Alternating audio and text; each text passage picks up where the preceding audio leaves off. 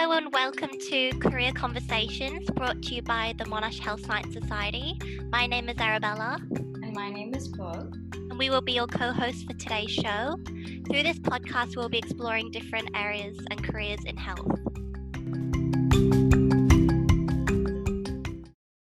Today, we're joined by the wonderful Mitchell, who is a public health and a social work graduate from Monash University.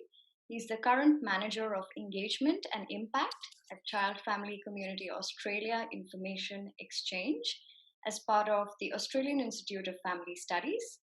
Thank you for joining us today, Mitchell. It's good to be here. Welcome. Welcome. So just tell us a little bit about yourself. What do you do? What have you studied? And what are you up to now?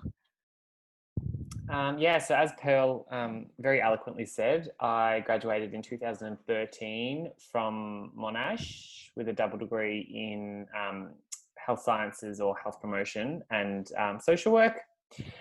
I have done a range of things since, primarily in health promotion and sort of public health and wellbeing roles in primary care and local government. I even did a stint at the CFA, which was interesting. And now I'm the manager of engagement and impact at the Australian Institute of Family Studies for the Child Family Community Australia Information Exchange. And our role is to provide evidence-based material and evidence-informed material to the child, family and community welfare sector to improve the service and the programs that they run for families and children across Australia. So you're not involved in research, it's more just collecting information on health science and giving it to those services that can provide it to those families and help educating them?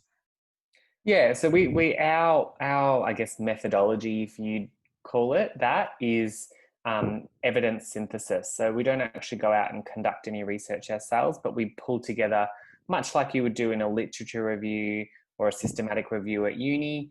We bring together the evidence that's out there and synthesize it and turn it into built for purpose products for those professionals. So whether that's a newsletter or a webinar or short article or a research paper, we have a range of different products, and the idea is that we get it to those professionals in a way that's suitable to their needs and that's going to make it easy for them to use it in their practice. So relevant pieces of information taken from studies in a bite-sized, informative way. Yeah. So what are you working on recently during COVID and during quarantine in Vic? So I guess luckily we are, luckily or interestingly, we are obviously nationwide, and so we are trying to make sure that we are equally supportive to all the different professionals and sectors across Australia, and some are experiencing quite significant lockdown like here in Melbourne, whereas others are much freer in the way that they can deliver services and programs and projects to children and families. So we're trying to make sure that we meet all of those needs. One of the ways that we're doing that is we recently did a survey with the sector and tried to understand their needs in relation to sort of topic areas and ways that they like to receive information during this time. Unsurprisingly, issues around mental health, family violence, child abuse and neglect, and these sorts of things are the ones that came up as most popular, and services are really wanting information in a range of different formats on those topics to assist them to respond to those issues that they're facing in their work with families and children. Yeah, I can imagine, now that we're in quarantine and people are limited to where they can go, there's, probably high cases of domestic violence and all these other issues that are going on. So how is it keeping up with the demand of needing to provide that information to professionals? Yeah, it's tricky. I mean, I guess what we're hearing from sort of health and human services at the moment is that, basically they're seeing not only increase in volume of service access, so people fronting up needing support, but also increase in complexity. So as you can imagine, and what we know about sort of the social determinants of health, or what impacts people's health and well-being, COVID's having, and the financial hardship and the unemployment and the restrictions on social interaction are having quite a range of impacts on families and individuals, and so people that have never accessed services before or support before are actually for the first time accessing services or accessing support, or jumping on websites to find information, and doing so with quite increased complexity. So families experiencing family violence and alcohol and drug abuse and mental health, all in the one family. So services are really, I guess, struggling to figure out how they manage that demand.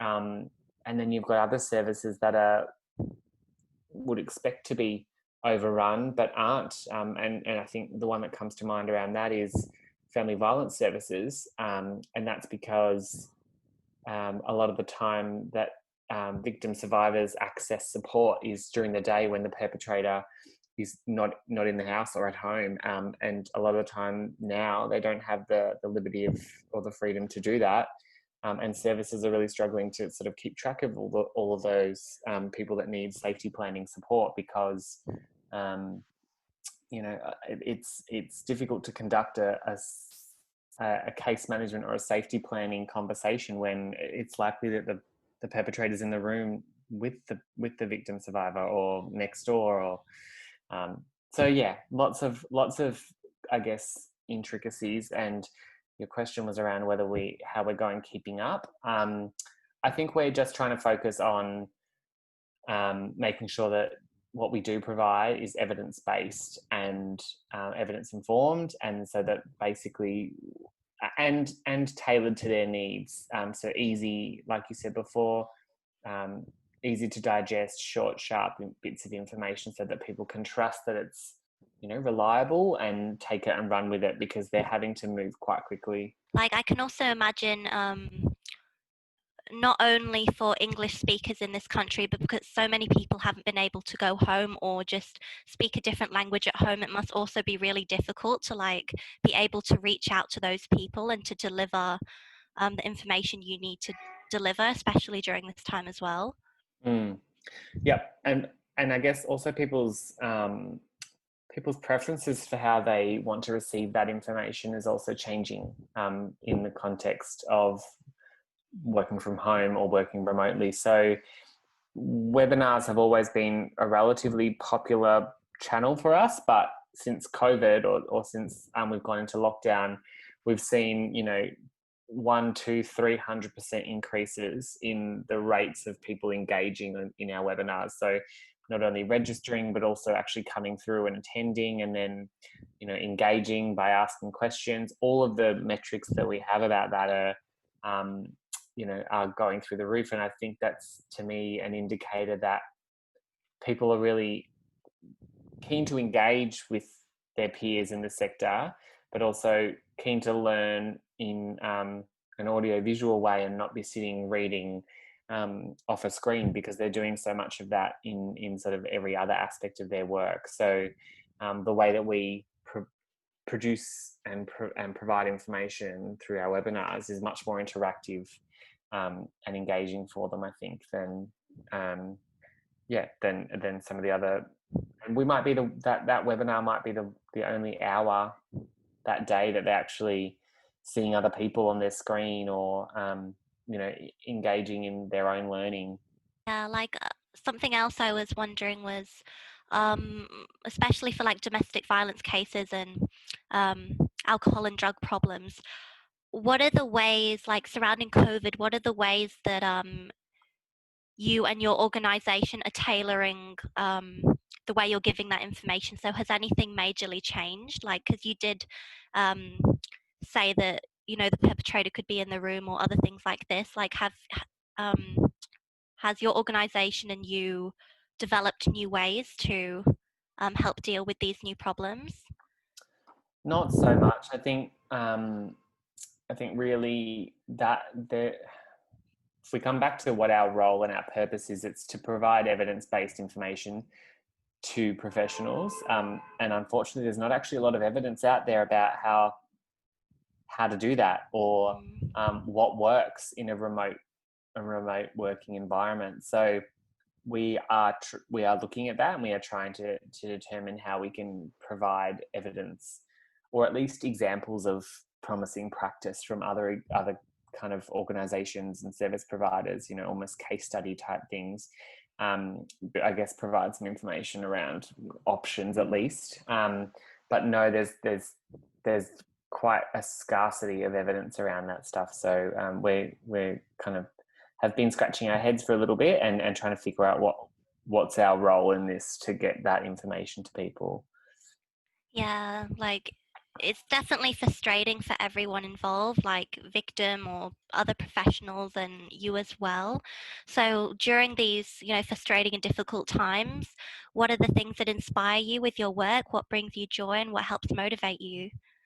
I think for me, I think I've always underestimated until now how much we rely on the social capital that we develop at work, and the relationships that we develop with our colleagues and our staff members. So, I guess I've really seen my relationships with the staff that I manage, but also, my colleagues and my manager and other teams in ACE. I've seen those relationships change and go to a different level that maybe may not have otherwise, because we've needed to, and people need support, and people are aware that they need to keep checking in on each other. So I think there's an element of people going out of their way to make sure that everyone's okay, and that's really nice, and probably to people that we may not have before. So I may not have had staff that I manage reach out to me, being that I'm their manager, on a regular basis, saying, hey, how are you going, and checking in on that sort of thing, or staff in other teams. So I think probably that's been a big surprise to me, and I think I've drawn a lot of sort of strength and resilience from that, and also made sure that I reciprocate that, I guess.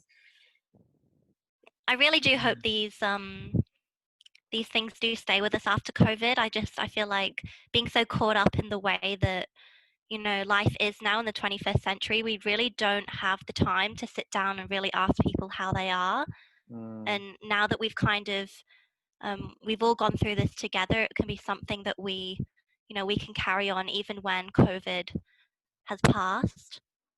So yeah, I think there's lots of those things that we've certainly learnt a lot about each other as individuals, but also a lot about the organisation, how we can work better and smarter and more effectively, and different ways that people prefer to work. I think this is, I've got some of my staff are quite introverted, and I've noticed that this has been quite good for them. They've actually, benefited from not having to get out of bed and get into work clothes and get on the train and get to work and,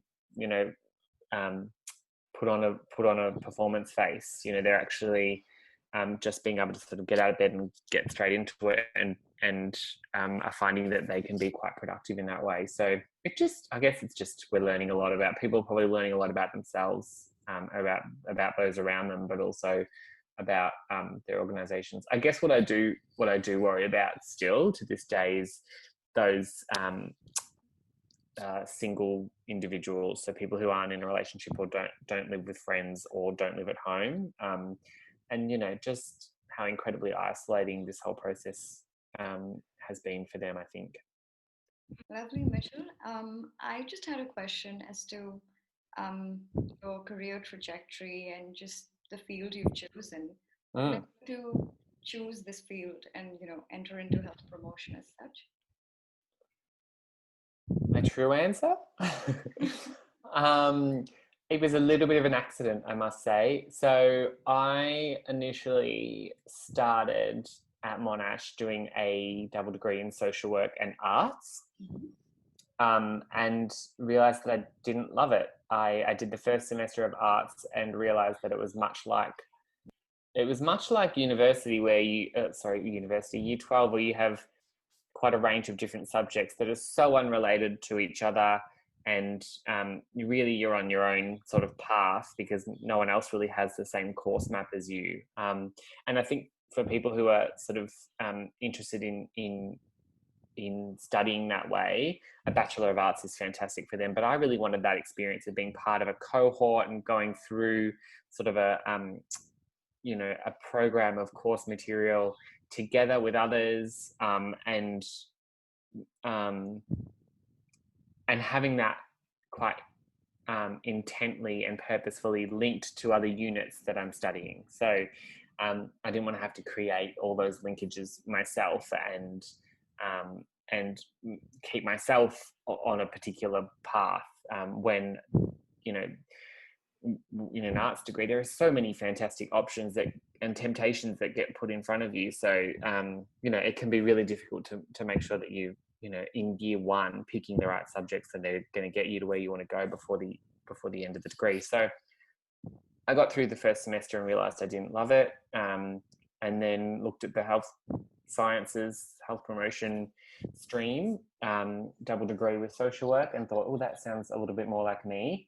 And I still obviously was intent on getting the social work qualification, and this was a more of a bonus than anything else, because I thought I wanted to work in social work, so it didn't really matter what I paired it with, so long as it was ticking all those other boxes. But then after starting the health promotion, health sciences sort of subjects, I realized that actually that was what made me tick and what I thought I could see a career in. And then I kind of just pursued that. I did an exchange semester in Canada, and I picked Canada because they're sort of the world leaders in a lot of things related to public health, health promotion, and pop health. And so that kind of really, gave me a little bit more inspiration to stay on that path. And then got to the end of my degree and realized that was for me. And then I've sort of wanted to stay in health promotion since. And this is probably the biggest deviation that I've had from a purist kind of health promotion, public health role. It's still definitely loosely connected, or not loosely, it's definitely still connected, but probably less focused on health promotion principles and strategies and values. It's much more focused on research than my previous roles. Mm-hmm. It just reminds us as students to just remember to diversify and, and listen to what you're, don't commit to something just because you don't want to end up with egg on your face, but listen to what your heart's saying that you're interested in. Yeah. And basically go after what really, fires you up and inspires you to stick to. Because at the end of the day, there's no point doing a job that doesn't inspire you, because then you'd just be doing the bare minimum just to get it done. Yeah. Just signing on at 9 o'clock and leaving at 5 o'clock and, not thinking about it after. Mm-hmm. Yeah, definitely. I think, and I think that's where my heart will always be, in public health promotion. And I think that's probably where I'll end up. But for now, I'm really enjoying, a little bit of a change of scenery, and and a different role, and a reminder of how important evidence is in the work of a public health promotion practitioner, because it can be quite easy when you're out in the real world doing health promotion to forget that you need to keep staying on top of emerging evidence and what the literature is saying about effective strategies and programs. What would you say was your favorite part during the journey, or what inspired you to still stick to this dream, and like your favorite part of your entire journey, like from studies to the current job you're doing? What was the best part, you'd say? Can I say Canada? That was pretty awesome. Okay. having said that, North America have a very weird system where, unlike us, where units are more or less locked in months in advance, and you register and you work out your timetable. The way that it kind of works in Canada and the US, from what I can understand, is they kind of figure out if they're going to run the course based on how many people show up on day one. So people can kind of put their names down for a whole range of different subjects. And it's much more like an arts degree where it's a pick and mix kind of thing. People can put their name down for a whole range of different subjects. And then on day one, if you rock up and there's, too many people in it and you were the last one on the list, your name's off and you're out of the class. Or if you rock up on day one and there's not enough people to run the class, they don't run it. So I had about 3 or 4 of mine cancelled on day one, which was immensely stressful.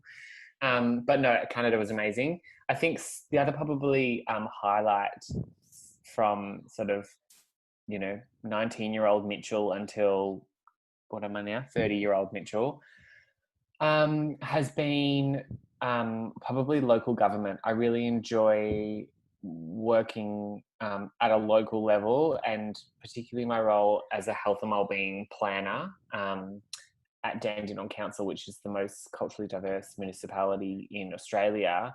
That was pretty special because working with a whole range of different cultural groups across a range of different health indicators, so healthy eating and physical activity and social isolation and alcohol and drug use. Like there's so much, and the issues there are real.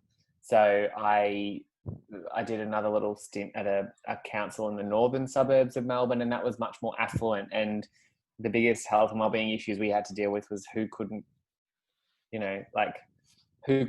afford private health insurance. Whereas in Dandenong, it was like people are sleeping on the streets, and we need to address homelessness and housing stress and unemployment and real issues. And you see it on the streets. You see it when you're on your lunch break. So it's a really, I guess, close to the ground reminder of the importance of the work you're doing.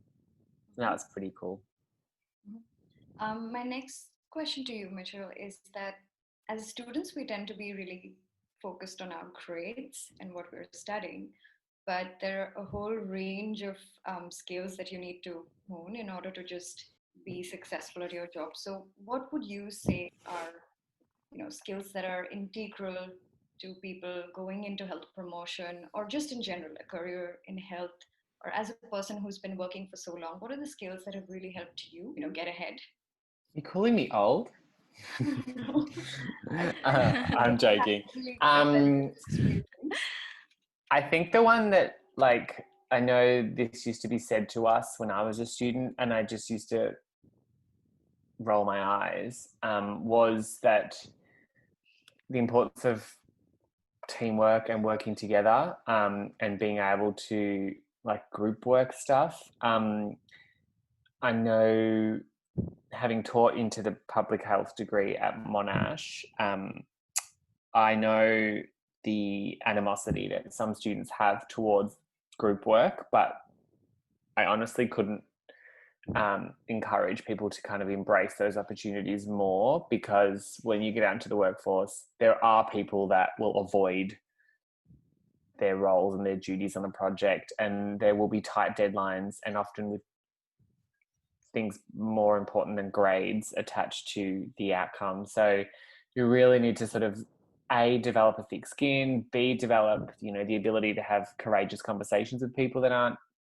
pulling their weight, and C, kind of put your head down and just keep going. And if that means stepping up and kind of leading the charge, or doing extra bit of work to make sure you get a good result, that you're happy with the outcome, then I think, again, that's character and resilience building and will place you in good stead. I do think there's an overestimation of the importance that grades play in getting jobs or getting promotions. I think it's important to do well and to study as hard as you can, so that you get across the content that you need to be across, because it's all there for a reason. And I have used everything that I learned at uni at some point. It's all important, but not at the cost of your well-being, or at the expense of your sanity. So I guess, whilst I'd still encourage people to try their best to excel, it's just about finding the balance and finding how you learn, the ways that you learn most effectively, and then working smarter, not necessarily harder, to get across the content, so that you can still have balance in your life, and find joy in other things. I think that would be my kind of top tips: is one, learn how to work with others, and the other is learn how to give yourself a break. Yeah, regarding your work, what is like a typical day for you or week, and what does it involve? Now or in COVID? I mean, now or outside of COVID. I guess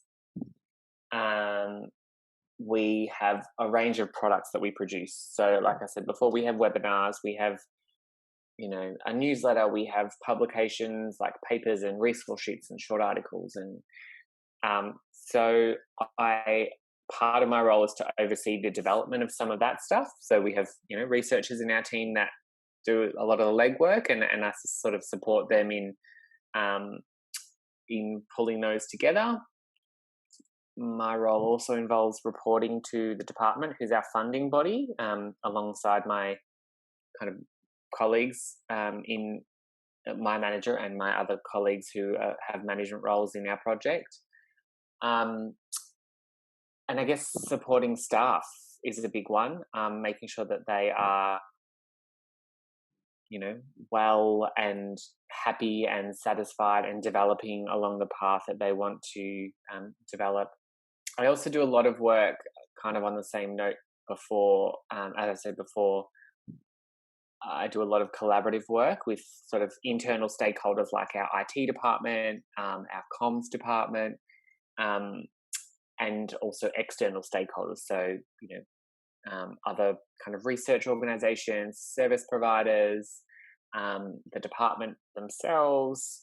So a lot of it is around, developing strong interpersonal relationships, communicating effectively, and looking at opportunities to do things better and more effectively for the sector, who ultimately want to be doing things better and more effectively for families and children. I also make sure that I have a number of coffees each day. I think all students can agree on that. And actually where we work is when I'm at the office, is in a beautiful building right next to South Bank. So we are quite privileged in the access we have to good coffee, and also the river and the tan, and some nice walks through the city. So I also, I guess, I also make sure I try to do something like that each day, to sort of balance out being in front of a computer. Just like the balance and a sense of achievement just going out is a massive thing. Yeah, and oxygen to the brain, and Vitamin D. Yeah, all the good things. All the good things. So, what is the most important thing during a job search, and how did you prepare for it? So, like, this is relating to government jobs. So, yeah, how, in your opinion, how should others go about that? Jobs. I will say, to be frank, government jobs are difficult to get, particularly sort of fresh out of uni. So my suggestion to people would be, if that's a goal, then have that as a goal, but just manage your expectations. So it's probably best to look at getting some experience under your belt before you apply for those roles. And that might be experience in another job, or it might be volunteer experience. I, for example, had 18 months of work as a health promotion officer under my belt before I got my first job in a council, in a local government, and I cannot see that I would have got that job if I not had that experience. So, and the way I got that first job, the 18-month health promotion experience, was through volunteering, because I got towards the end of my career of my degree and realised, I have lots of social work placement experience, but I have no practical experience in health promotion, and I don't want to do social work. I want to do health promotion. And jobs are really competitive, and there's lots of graduates, and so in the last, I think, 6 months, or the last semester of my degree, I did some volunteering at the place that ended up employing me, just to get, I was like, we'll lick stamps and post envelopes and answer the phones, do anything just to get something on my resume. And luckily they gave me much more interesting stuff to do, but I don't think I would have got that job if it wasn't for doing that volunteering. And I don't think I would have got my subsequent jobs, particularly in government, had I not had that initial experience. So, especially for students, graduates, what are some things to prepare if you wanted to work for the government? So, for example, exams and interviews and other application processes, how should people go about that, and what type of things do they need to prepare?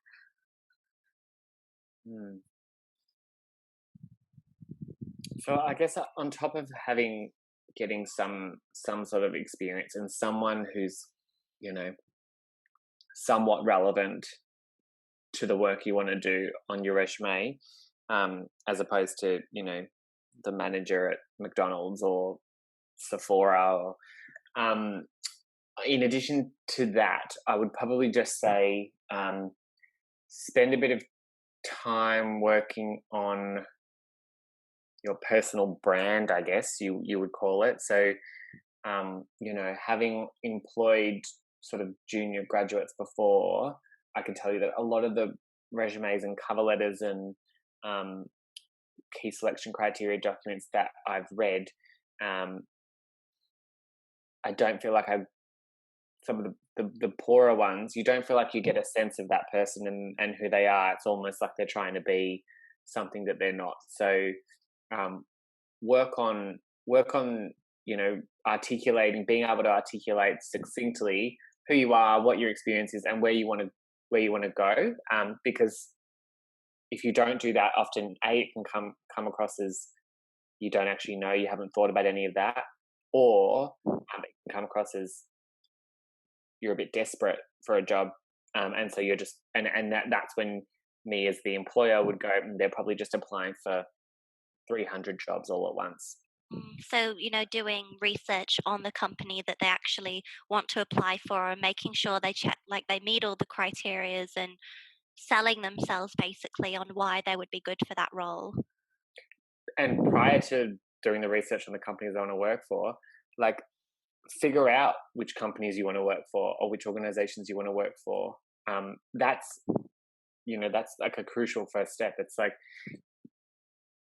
try to look forward into where I want to go, and then say which organizations are going to help me get there or help me get that experience. Because I think so often you do get quite a number of applications where it's quite obvious that people are just submitting the same application for 200-300 jobs all at once, and it doesn't give me any confidence as the prospective employer that this person's going to stay here, they're really interested in this, they believe in what we do, they're invested. I want to see as an employer, wow, this person's really kind of across what we're doing, and what we want to do, and wow, I can really see that their personal brand matches with that, and they kind of would be a no-brainer. Like, it's almost like this position description was written for them. Yeah, so just like making sure that, their personal timeline and their values match with the company or the organization they're applying for, and just making sure it's a good match. Yeah. Well, yeah, using your personal brand to find matches in the first place, rather than finding an organization and then trying to retrofit your values and your goals to that and going, oh, this is how I align. It's like, well, actually, no, I'm just going to look at the ones that I align with first. Yeah, yeah, no, and yeah, I agree. Coming to the next set of questions, we're almost wrapping up here, Mitchell, but what would you say to students who, public health or health science students right now, would be looking for jobs? Like, how has COVID maybe changed the way we look at careers now, or the way we go about our job search? Is there anything we should do differently?